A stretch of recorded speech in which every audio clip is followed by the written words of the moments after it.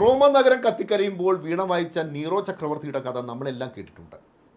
ഇത്തവണയും പതിവ് തെറ്റിയില്ല. നെഹ്റു കുടുംബത്തിൻ്റെയും കോൺഗ്രസിൻ്റെയും നീറോ ചക്രവർത്തിയായ രാഹുൽ ഗാന്ധി ഇത്തവണയും പതിവ് പോലെ വീണ വായിക്കുകയാണ്.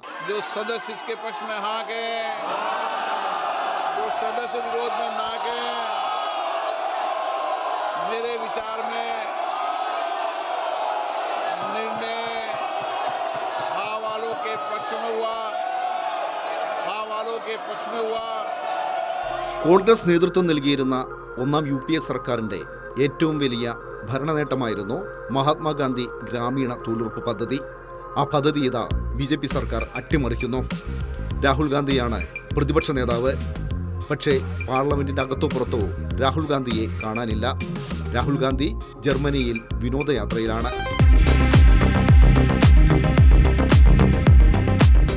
ഇവിടെ മുന്നണിയൊക്കെ നയിക്കാൻ പാർട്ടി ഉണ്ടല്ലോ, പാർട്ടി നയിക്കുന്നുണ്ട്. വളരെ ശക്തമായി പാർലമെന്റിനകത്തും പുറത്തും ഞങ്ങൾ പോരാടുന്നുണ്ട്. സമരങ്ങളുണ്ട്. ഇന്ത്യ വ്യാപകമായി സമരങ്ങൾ നടക്കുന്നുണ്ട്. മുൻകൂട്ടി നിശ്ചയിച്ച പരിപാടിക്ക് ജർമ്മനിയിൽ അദ്ദേഹം പോയ വലിയ കുഴപ്പമുള്ളൂ. രാഹുൽ ഗാന്ധിയുടെ രാഷ്ട്രീയ പ്രവർത്തനമെന്നാൽ ഇതെല്ലാമാണ്.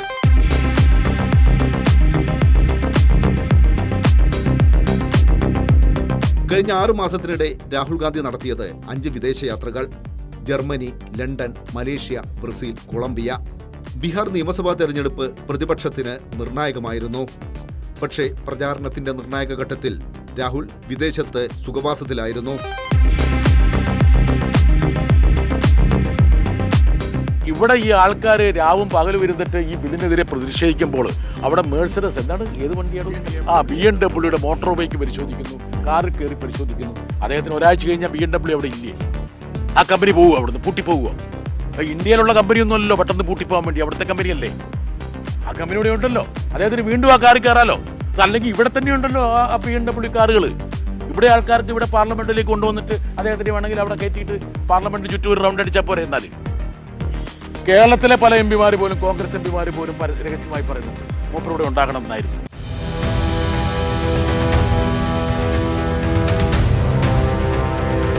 ഹിന്ദി ഹൃദയഭൂമി എന്നേ കോൺഗ്രസിനെ കൈവിട്ട് കഴിഞ്ഞു. രാഹുൽ ഗാന്ധിക്കും പ്രിയങ്ക ഗാന്ധിക്കും തെരഞ്ഞെടുപ്പിൽ ജയിക്കണമെങ്കിൽ മുസ്ലിം ലീഗിന്റെ സ്വാധീന മേഖലയായ വയനാട്ടിലെത്തണം. മഹാത്മാഗാന്ധിയുടെ ജന്മനാടാണ് ഗുജറാത്ത്. അവിടുത്തെ കോൺഗ്രസിനെ ഏറെക്കുറെ BJP വിഴുങ്ങിക്കഴിഞ്ഞു. വല്ലപ്പോഴും മാത്രമാണ് രാഹുൽ ഗാന്ധി ഗുജറാത്തിലെത്താറുള്ളൂ. ഗുജറാത്തിലെ കോൺഗ്രസുകാരിൽ പലരും പ്രവർത്തിക്കുന്നത് BJPക്ക് വേണ്ടിയാണെന്ന് തുറന്നു പറഞ്ഞത് രാഹുൽ ഗാന്ധി തന്നെയാണ്. गुजरात की जो लीडरशिप है उसमें 2 तरीके के लोग हैं. डिवीजन है. एक है जो जनता के साथ खड़ा है और जिसके दिल में कांग्रेस पार्टी की विचारधारा है, और दूसरा है जो जनता से कटा हुआ है और उसमें से आधे BJP से मिले.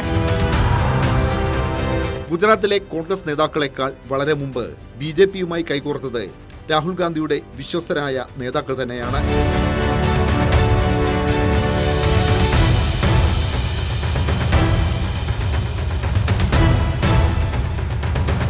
സംഘപരിവാറുമായി കൈകോർക്കുന്നവർ ഗുജറാത്തിൽ മാത്രമല്ല കേരളത്തിലുമുണ്ട്.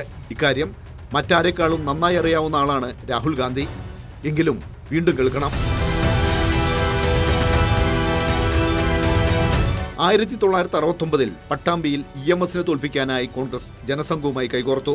91 ഇടതുപക്ഷത്തെ തോൽപ്പിക്കാൻ കോലീബി സഖ്യം. 2016 കേരള നിയമസഭയിൽ അക്കൗണ്ട് തുറക്കാൻ നേമത്തും. 2024 കേരളത്തിൽ നിന്ന് ലോക്സഭയിലേക്ക് അക്കൗണ്ട് തുറക്കാൻ സുരേഷ് ഗോപിക്കും ഒട്ടുമറിച്ചു. ഇപ്പോഴിതാ കോൺഗ്രസിന്റെ സഹായത്തോടെ തിരുവനന്തപുരം കോർപ്പറേഷൻ BJP പിടിച്ചിരിക്കുന്നു. അങ്ങനെ കോൺഗ്രസ് BJPയെ സഹായിച്ചു. രാജ്യത്ത് BJP വളർന്നത് കോൺഗ്രസിന്റെ സഹായത്തോടെയാണ്.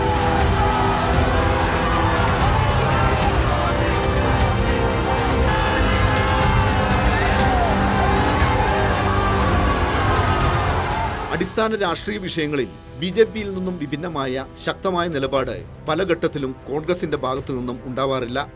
ഗുജറാത്തിൽ കോൺഗ്രസിനെ തളർത്തിയത് സോണിയാഗാന്ധിയും രാഹുൽ ഗാന്ധിയും പ്രിയങ്ക ഗാന്ധിയും ഉൾപ്പെടുന്ന കോൺഗ്രസ് ഹൈക്കമാൻഡാണ്.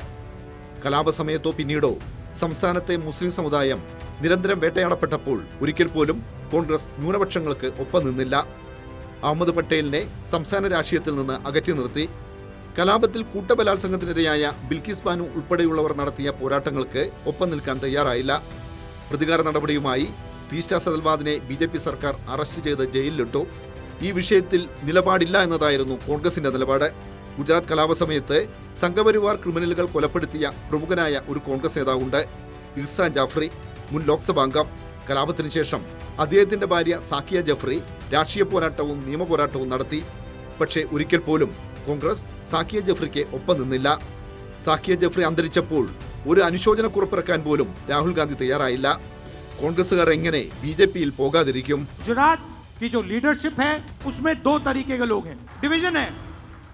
एक है जो जनता के साथ खड़ा है और जिसके दिल में कांग्रेस पार्टी की विचारधारा है, और दूसरा है जो जनता से कटा हुआ है और उसमें से आधे बीजेपी से मिले हैं।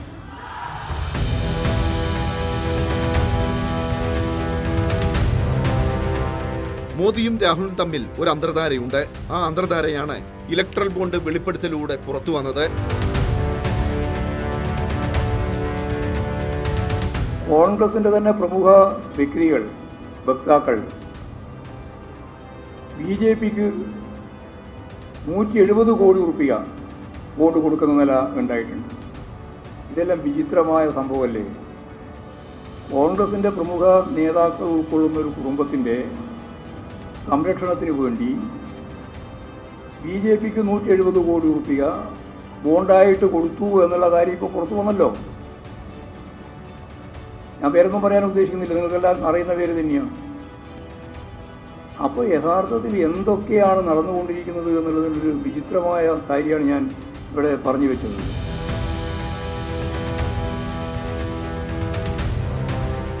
ഇലക്ട്രൽ ബോണ്ടുകളെ ഇടതുപക്ഷം എതിർക്കാൻ ഒരു കാരണമുണ്ട്. ഇലക്ട്രൽ ബോണ്ട് എന്നാൽ അഴിമതിയാണ്. ഇക്കാര്യം സുപ്രീം കോടതിക്ക് ബോധ്യപ്പെട്ടു.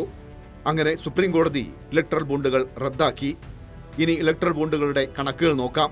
ആകെ നടന്നത് 16,518.6 കോടി രൂപയുടെ ഇടപാട്. BJPക്ക് ലഭിച്ചത് 8,451.41 കോടി. കോൺഗ്രസിന് ലഭിച്ചത് 1,951.7 കോടി. ഇനി BJP കോൺഗ്രസ് അന്തർധാര എന്തെന്നറിയണമെങ്കിൽ റോബർട്ട് വാദ്രയുടെ ഇടപാടുകളിലേക്ക് പോകണം. രണ്ടാം UPA സർക്കാർ ഭരണം നടത്തുന്ന കാലം രാഹുൽ ഗാന്ധി കോൺഗ്രസിൽ പിടിമുറുക്കി. ഒപ്പം പ്രിയങ്കയുടെ ഭർത്താവ് റോബർട്ട് വാദ്ര പ്രധാന ദല്ലാളായി വളർന്നു. റിയൽ എസ്റ്റേറ്റ് ആയിരുന്നു വാദ്രയുടെ പ്രധാന മേഖല. 2008 ഹരിയാനയിലെ ഗുഡ്ഗാവിൽ റോബർട്ട് വാദ്ര 7.5 കോടി രൂപ കൊടുത്ത് 3.5 ഏക്കർ കൃഷിഭൂമി വാങ്ങി. ഹരിയാന അന്ന് ഭരിച്ചിരുന്നത് കോൺഗ്രസ് ആയിരുന്നു.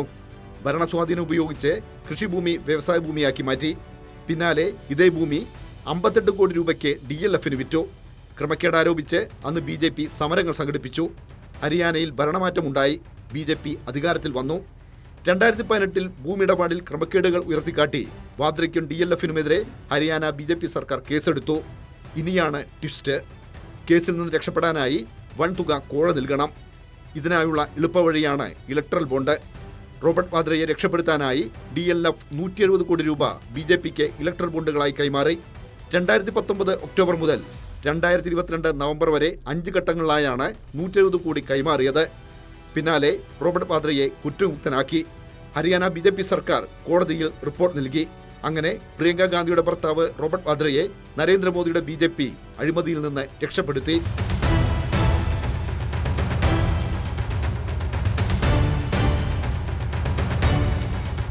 ഇതിന്റെ ന്യായം ചോദിച്ചാൽ BJPയുടെ പ്രതികരണം ഇങ്ങനെ: ചോദിക്കും, കോൺഗ്രസിൻ്റെ ആള് പ്രിയങ്ക ഗാന്ധി നിങ്ങളുടെ ആളല്ല, അവരോട് ചോദിക്കും പോയിട്ട്.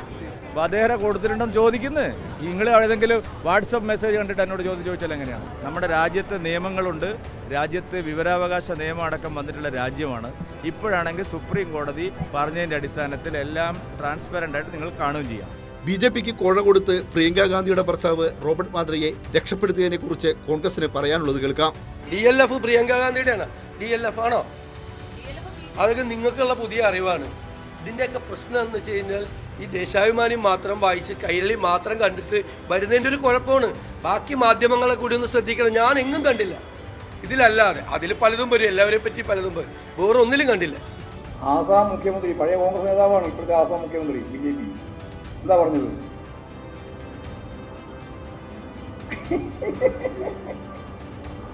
അതായത് കോൺഗ്രസ് BJPയുടെ സ്ഥിരം നിക്ഷേപമാണ് എന്നാണ്. സ്ഥിരം നിക്ഷേപമാണ് എന്നാണ്. കേഡർമാരെ എപ്പോഴാണോ ഞങ്ങൾക്ക് ആവശ്യമായിട്ട് വരുന്നത് അപ്പോൾ ഞങ്ങൾ അതിൽ നിന്ന് എടുക്കും. ആസാം മുഖ്യമന്ത്രി പഴയ കോൺഗ്രസ് നേതാവാണ്. ആ കോൺഗ്രസ് നേതാവാണ് BJPയുടെ ഇപ്പോഴത്തെ അവിടുത്തെ മുഖ്യമന്ത്രി. ആ മുഖ്യമന്ത്രിയാണ് പറയുന്നത് കോൺഗ്രസ് BJPയുടെ സ്ഥിരം നിക്ഷേപമാണ്. ആ സ്ഥിരം നിക്ഷേപത്തിൽ നിന്ന് എപ്പോൾ വേണമെങ്കിലും ഞങ്ങൾക്ക് പിൻവലിക്കാം, അവരെ എടുക്കാം എന്നാണ്. പ്രതിഷേധങ്ങളിൽ രാജ്യം കത്തിപ്പടരേണ്ട കാലമാണിത്. മോദിക്കെതിരായ സമരങ്ങൾക്ക് നേതൃത്വം നൽകാൻ രാഹുൽ ഗാന്ധിക്ക് തെല്ലും താല്പര്യമില്ല. രാഹുൽ അഭിനവ നീറോ ചക്രവർത്തിയാണ്. രാഹുൽ ഗാന്ധി വീണ വായിക്കുകയാണ്.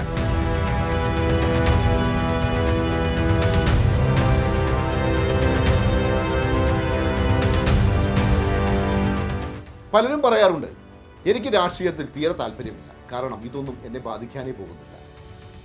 നിങ്ങൾ രാഷ്ട്രീയത്തിൽ ഇടപെട്ടില്ലെങ്കിൽ രാഷ്ട്രീയം നിങ്ങളിൽ ഇടപെടും.